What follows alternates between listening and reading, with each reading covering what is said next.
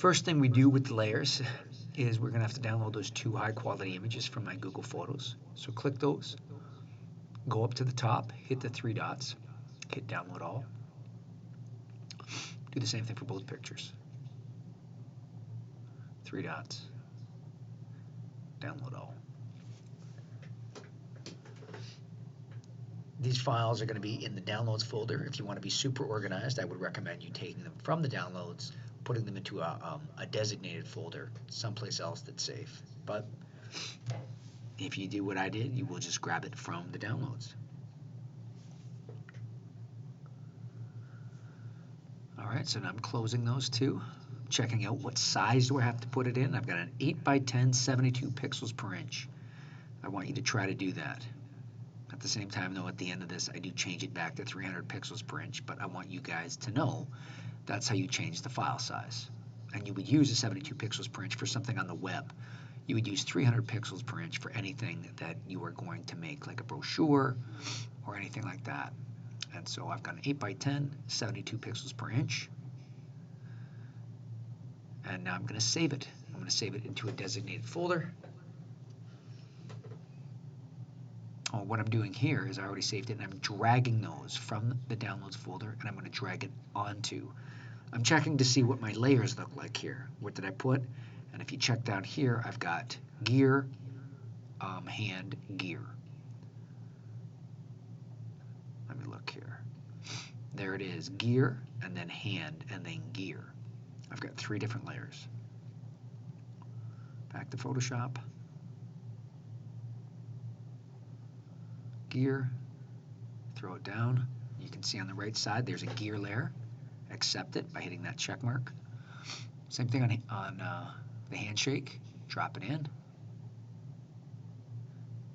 Click the check mark. And then one more gear. And so we've got 3 layers, one on top of another.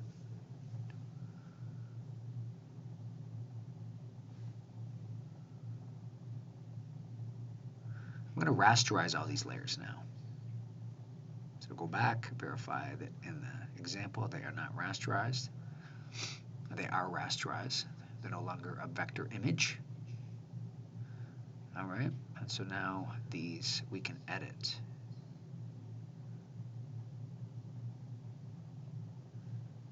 So I'm going to zoom in, hitting Command plus. I'm then going to go up to Layer. We're going to use these layer masks. And so we're going to use both the reveal and the hide all. And really, that is the main thrust of this particular assignment, is for you guys to get comfortable with these layer masks. This is also something that is not available in your regular Photoshop elements.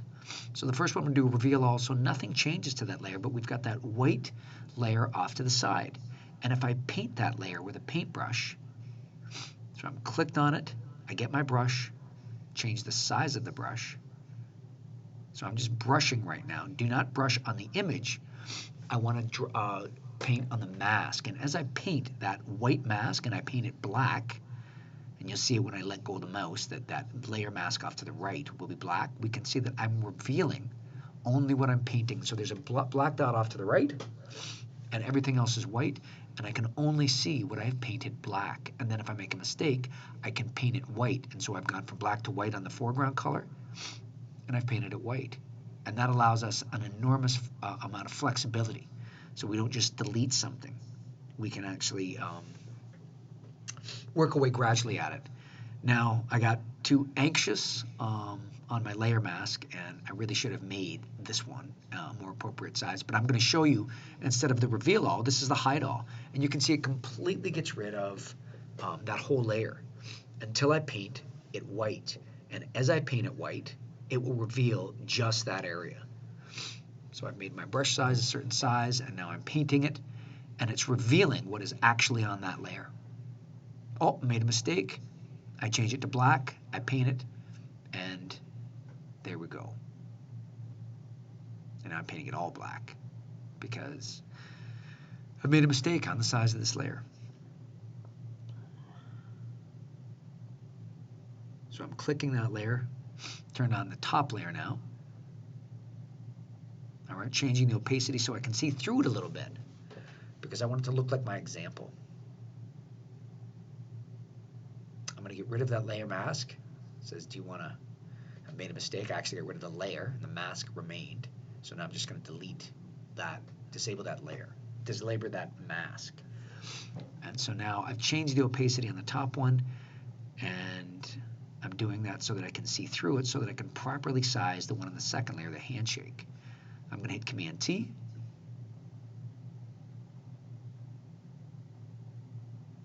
I'm going to zoom out a bit so that I can get to the corners, so that I can. And something I wanted to specify is if you hit that link up at the top, the link is not selected right now, so I can distort it. I don't want it distorted. And so I hit that change, so it's going to change all the proportions so that the hands don't look funny. And I want you to do the same thing. And so now I get the hands to the size that I want.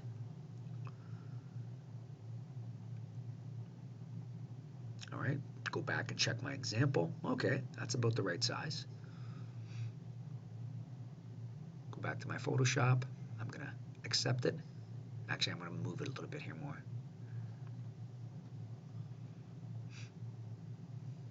If I wanted to be more precise, I should have zoomed in there, but I didn't. I'm going to change my opacity back.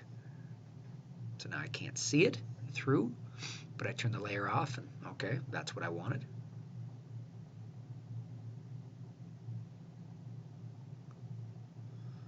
Now I'm clicked on the layer mask. Don't click on the actual layer, otherwise. And now I'm going to paint that black. And so my layer mask, I'm painting black, not the layer.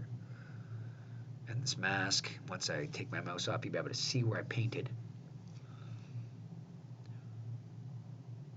There it is. All right, going back to check the example again, looking at those hands.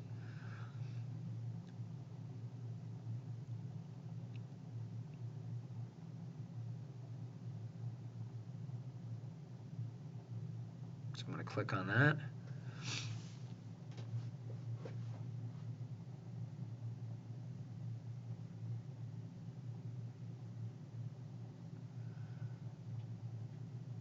I'll accept it, that size. I'm going to go to black. And I want to get rid of the things in front of the hands. Now, see what I've done here is I've actually painted the layer black. That's a mistake, so I'm going to step back. I have to click on the layer mask. There it is. And now I'm painting just the layer mask black. All right, going around.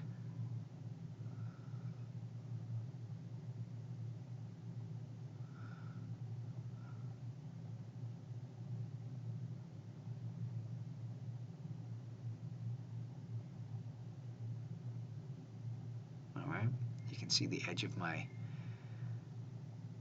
brush tool. All right, I'm going to turn that on again so we just see right through it. Now I've got to start painting that white so that I can see the hands. So I click on that layer mask, the hide all, and it's black, so everything's hidden, and I'm going to start painting that white, and I want to just paint the hands.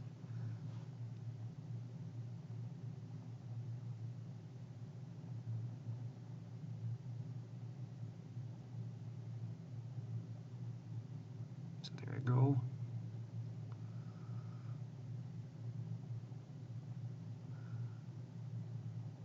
All right. So I'm going to go back and forth, brushing these layers to make it look like the example, making mistakes, painting it the wrong color. But that's what's nice about layer masks is you don't have to start again. It's like, oh, I messed it up. It's like, no, I can make changes until I get it the way that I want it to look. Here I am on the bottom one.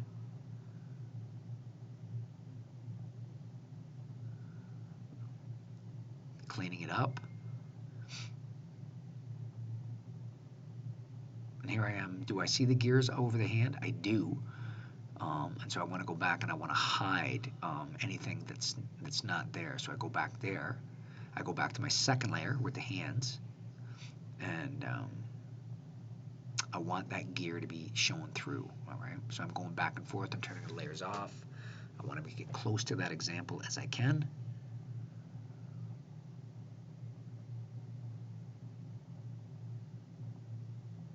Turning the layers off, just to make sure that everything's good. So I'm on that one. I'm going to make that black again so that we can see the gears. All right. So I'm painting the layer mask on the second one black. All right. We're getting closer now. This is looking closer to what I want it to look like. And I'm using the reveal and the hide all mask. All right. So now I'm looking again, looking at the layer masks. So now what I'm going to do is I'm going to set the color, the saturation, I'm going to get rid of it for the entire one. And I just want to show you that as I move that at the saturation level, it will do anything below it. I want it for the entire layer, so I'm going to lift it, not the entire layer, for all of the layers. So if I put it up at the very top, it does it for everything.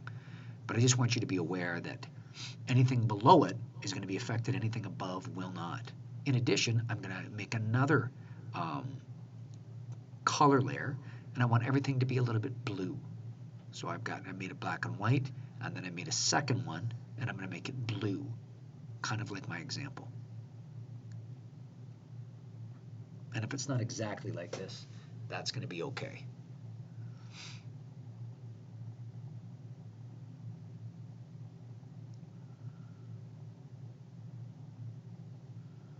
All right. So I came back, and then here I am, and now we're going to make that look like the example.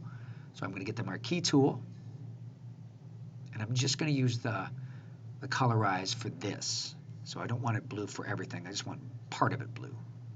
I'm not happy with that selection, so I deselected it by hitting Control D or Command D, and this is closer to the example.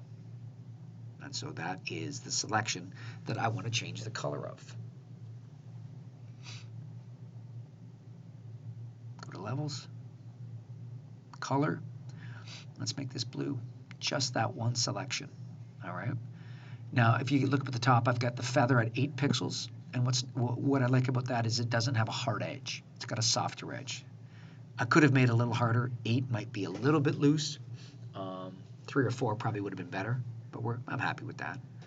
All right, so we've got the blue. Then we've got the faded wood on the outside.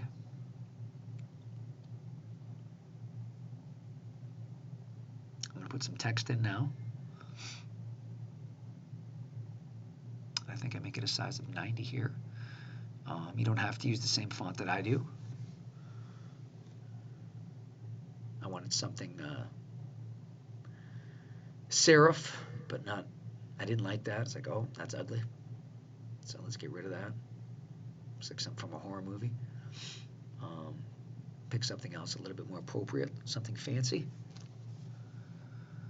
There we go. Make the font's already 90. You might have to put that up there. I'm going to make it white so it stands out. We want something that contrasts. We've got, colors where I put black in and black doesn't work. I'm going to change this text box so that it matches the size of my text. Hit the check mark to accept it. Hit Command T because I'm not exactly happy with where it's centered. Move it slightly, accept it.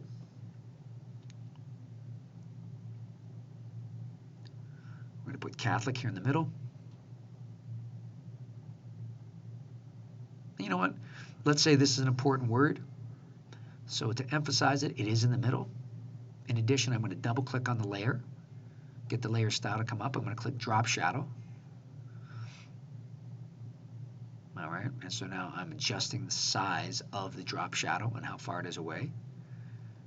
That looks better. And here, this is where the sun's coming from. That's the way I look at it. All right. So I'm just playing with that so that it looks the way I want. I'm happy with that. Click OK. And then we're going to put school board down here.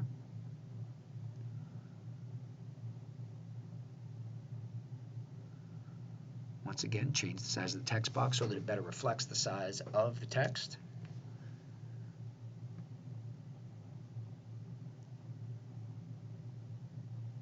All right. And we're going to adjust that school board stuff later because it's not important text. And so we're going to do something different with it a little bit later. Getting fussy here. I don't like where the text is.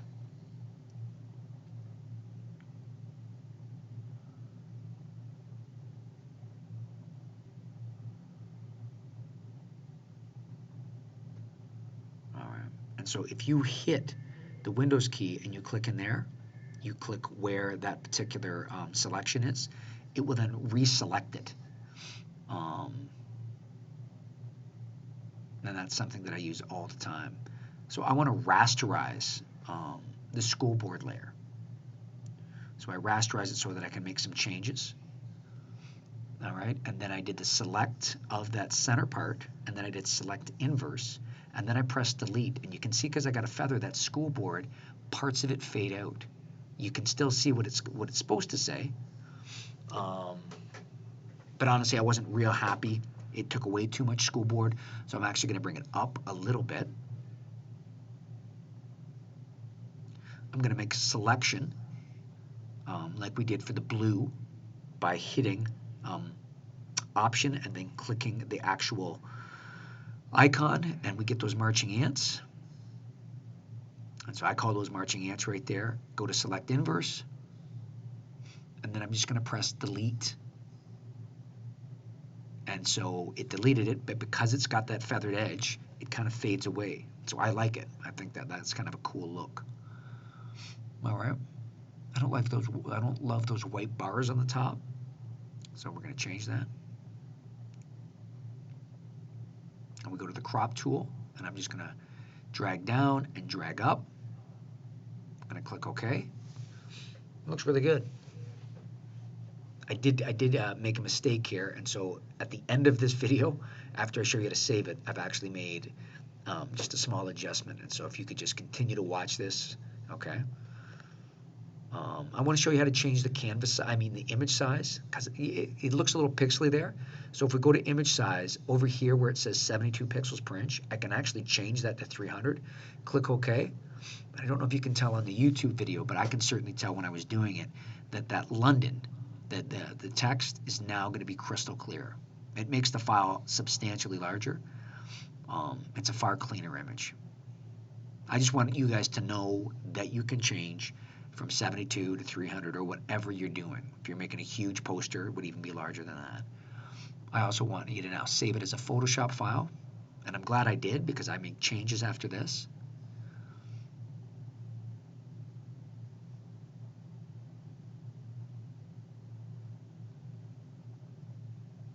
Click Save. Once again, we have to save it also as a JPEG.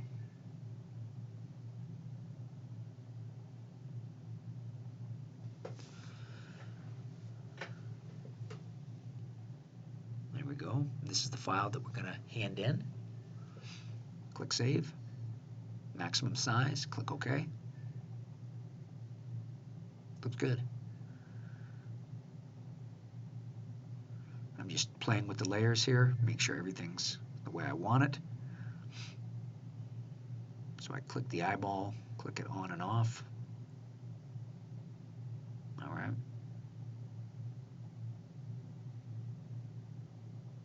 And we can't see anything at the bottom, so we didn't really need that, but whatever.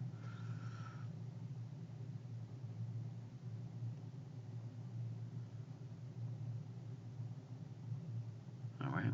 So I'm going to finish this, and then I'm going to come back with another quick video.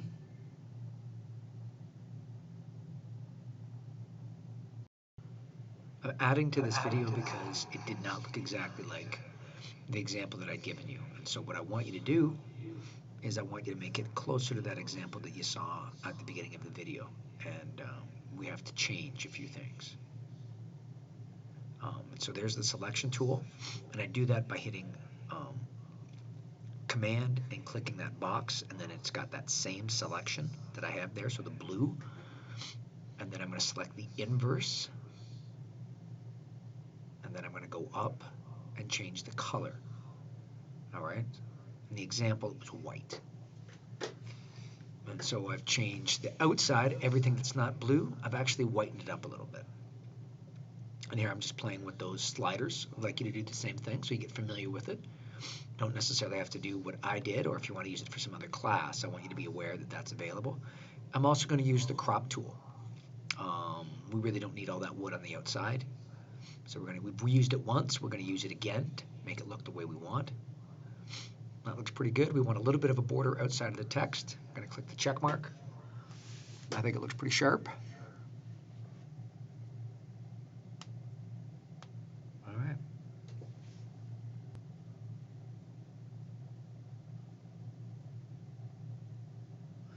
Now, we're going to save it one more time. Save as. All right. Changing the layers, making sure that it's everything that I want.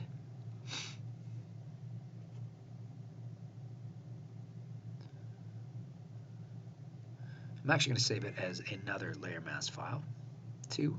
You don't have to do that, but I did, in case I want to make changes to that first one. Once again, I'm also going to save as a JPEG because this is what I'm going to hand in. And I'm also going to save that as a separate JPEG with maximum quality. All right, it's glitching out a little bit there, and that's what happens with my VLC software when I bring it into Premiere Pro, but whatever. And if you got any questions, just ask or watch part of that video again.